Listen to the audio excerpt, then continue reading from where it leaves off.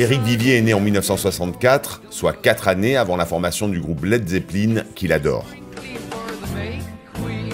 Quand nous l'avons rencontré, il dévorait un livre de Karen Blixen, L'éternelle histoire, et quand il ne s'occupe pas de ses 4 enfants, il marche ou rame en paddle. C'est lui qui a choisi de nous conduire sur la route des crêtes. Et sur les hauteurs de Cassis, le professeur Vivier nous a posé les grands principes de l'immunothérapie. L'idée, c'est qu'avant, pour traiter le cancer, du point de vue du principe, c'est assez simple. Du point de vue de la réalisation, c'est différent. Mais du point de vue du principe, c'est assez simple. Vous avez le cancer, vous allez l'enlever. Ça, c'est la chirurgie. Ou vous allez le brûler, ça, c'est la radiothérapie. Ou vous allez tuer les cellules du cancer, et ça, c'est la chimiothérapie.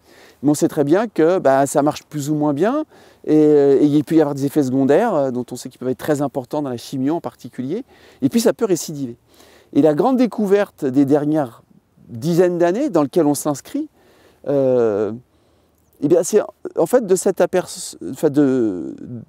aperçu que les médicaments que l'on pouvait proposer aux patients, ou les traitements qu'on pouvait proposer aux patients, ils n'étaient pas forcément à être dirigés contre le cancer, mais ils devaient être dirigés pour notre système immunitaire, vers notre système immunitaire, de telle manière que celui-ci soit plus en mesure, en retour, d'aller éliminer les cellules tumorales. C'est ça qu'on fait. La présence d'un agent infectieux comme un cancer dans notre organisme va automatiquement entraîner une réponse de notre système immunitaire. Une armée de cellules se met alors en marche pour attaquer ce qu'il comprend être un intrus dangereux dans notre corps. Et jusqu'il y a peu, l'essentiel des traitements contre le cancer consistait donc à affaiblir la tumeur cancéreuse afin de la rendre plus vulnérable. L'immunothérapie renverse le problème. Et si l'on essayait plutôt d'aider notre système immunitaire, de le réveiller?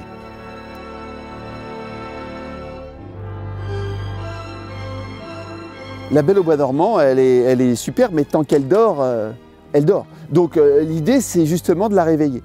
Et donc les médicaments que l'on, et quand je dis on, c'est l'ensemble de la communauté, essaye de mettre en place à l'heure actuelle, ont pour objet exactement de faire ça. Alors pour rentrer un peu plus de détails, de 2 manières différentes, parce qu'en fin de compte, on s'est aperçu, et ça c'est vraiment les résultats auxquels notre laboratoire a largement contribué, c'est de s'apercevoir que dans le système immunitaire, il y avait comme des freins, des accélérateurs. Okay, et pendant des années, en fait pendant 100 ans, pour faire court, on a essayé de jouer sur les accélérateurs et ça n'a pas vraiment marché. C'est-à-dire que l'idée même de l'immunothérapie, donc le traitement par le système immunitaire des cancers, a fait des hauts et des bas pendant à peu près 100 ans. Jusqu'au moment où on a réussi à comprendre quelque chose de fondamental, c'est qu'en fin de compte, il y avait des freins. Et que donc c'est bien de rentrer dans votre voiture et d'appuyer sur l'accélérateur. Mais si vous êtes à fond sur les freins, en fait, ça ne va pas marcher très très bien. Et donc, ce que d'aucuns ont fait, dont nous, c'est d'essayer de mettre en place des traitements qui lèvent les freins, qui libèrent les freins. Notre système de défense immunitaire dispose donc de freins intelligents, des points de contrôle qui régulent la réponse immunitaire pour que celle-ci n'attaque pas nos cellules saines. Mais le cancer parvient, lui, à dérégler ces points de contrôle, empêchant nos cellules de l'attaquer.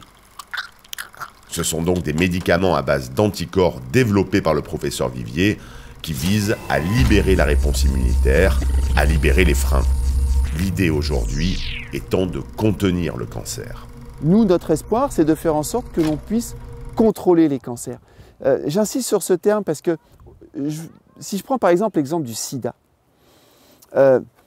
aujourd'hui, on a des traitements contre le sida qui sont justement des trithérapies qui permettent de contrôler la maladie. Mais il n'y a que 2 patients qui ont été vraiment guéris du sida. 2 au monde. Tous les autres, ils contrôlent la maladie. Donc ils vivent avec. Peut-être que l'idée, à travers ces nouveaux médicaments d'immunothérapie et leur association avec le reste, permettra de vivre avec les cancers, sans pour autant forcément les éliminer, être totalement guéris. Bien sûr, c'est ce qu'on espère, bien sûr, c'est ce qu'on espère. Mais peut-être qu'on n'y arrivera pas demain. Mais on pourra continuer à vivre une vie normale comme les patients qui sont séropositifs pour le VIH, mais qui, sous traitement, ont une espérance de vie équivalente aux patients qui sont séronégatifs.